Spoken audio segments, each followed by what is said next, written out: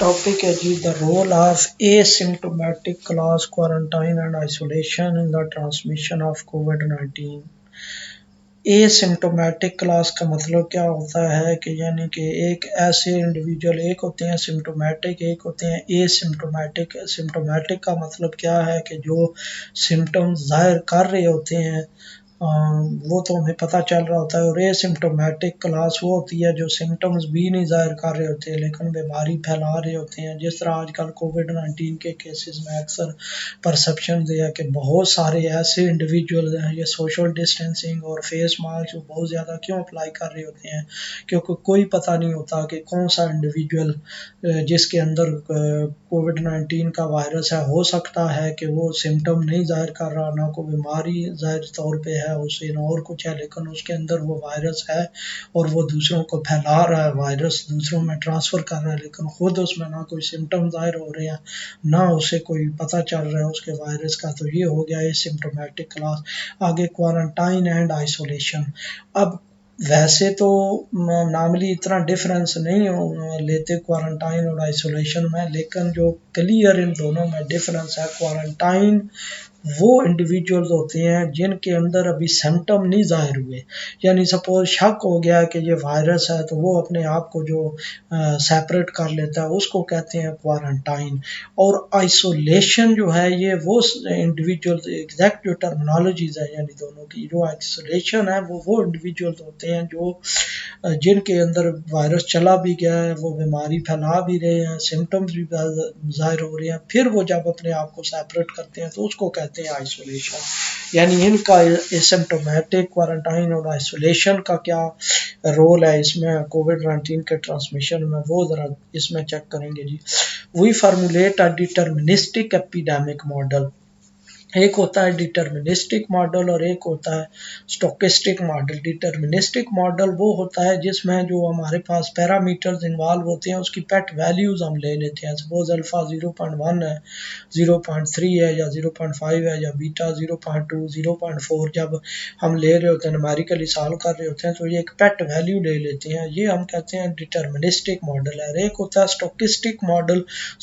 Stochastic model वो होता है जिसमें हम एग्जैक्ट वैल्यू नहीं लेते बल्कि वो प्रोबेबिलिटी लेते हैं कि सपोज अल्फ़ा की प्रोबेबिलिटी 0.1 से लेके 0.5 तक है, यानी डिफरेंट वो रेंजेस ले लेते हैं, उसको कहते हैं स्टोकेस्टिक मॉडल। और यहाँ पे एक डिटर्मिनिस्टिक मॉडल डिस्कस करेंगे जी। For the spread of corona virus disease we have included asymptomatic, quarantine and isolation compartments in the model.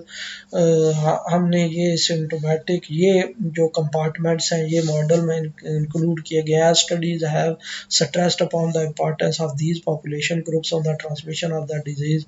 यानी इस स्टडी में इन जो कंपार्टमेंट्स हैं इनका जो इफेक्ट है वो डिजीज की ट्रांसमिशन में वो पार्टिकुलरली स्टडी किया गया।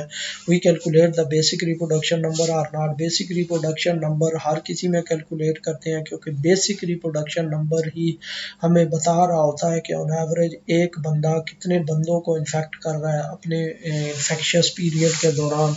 अगर रिप्रोडक्शन नंबर कोई 2 है सपोज, इसका मतलब ये है कि ऑन एवरेज हर इन्फेक्शियस बंदा 2 बंदों को इन्फेक्ट कर रहा है। Show that for R naught less than 1 the disease dies out. और हम ये शो करेंगे कि अगर रिप्रोडक्शन नंबर लेस देन 1 हो जाए, लेस देन 1 का मतलब यही है कि on average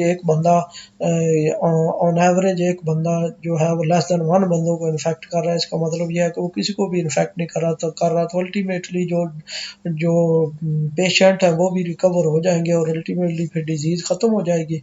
and for R naught greater than 1 disease is endemic. और लेकिन अगर रिप्रोडक्शन नंबर ग्रेटर दैन 1 हो यानी स्टिल इन्फेक्शियस बंदे ऑन एवरेज 2 या 3 रिप्रोडक्शन नंबर की वैल्यू दे रहे हो, तो फिर जो डिजीज़ है वो किस लेवल को अप्रोच कर जाएगी इनफाइनाइट टाइम के बाद, वो ज़रा चेक करते हैं।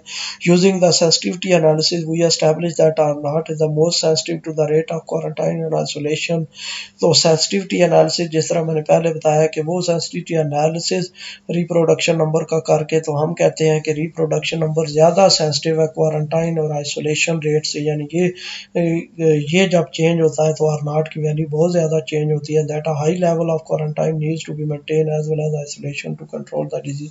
तो यानी कि डिजीज़ के कंट्रोल करने के लिए वो सेंसिटिविटी एनालिसिस से मैथमेटिकली हमने देखा है कि हमें अगर हाई लेवल क्वारंटाइन करते हैं, बहुत ज़्यादा बंदों को या आइसोलेट करते हैं, तो फिर रिप्रोडक्शन नंबर की वैल्यू कंट्रोल होती है, हमारे पास कम होती है। Based on this we devise optimal quarantine and isolation strategy. तो हम इस की बेस पे हम ऑप्टिमल जो उसकी स्ट्रेटजीज हैं क्वारंटाइन की और आइसोलेशन की, कि मैक्सिमम और मिनिमम ये कितने होने चाहिए, वो भी हम देखेंगे। Note that high levels need to be maintain during the early stages of the outbreak.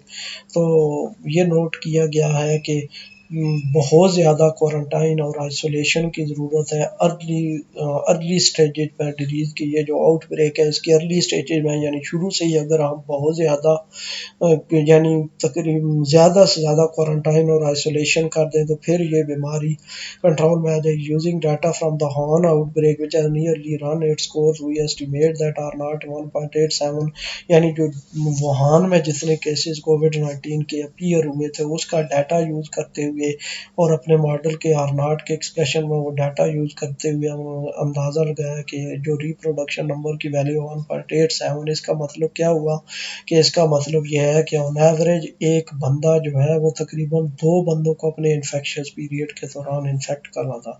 While in agreement with other estimates in the literature is on the lower side.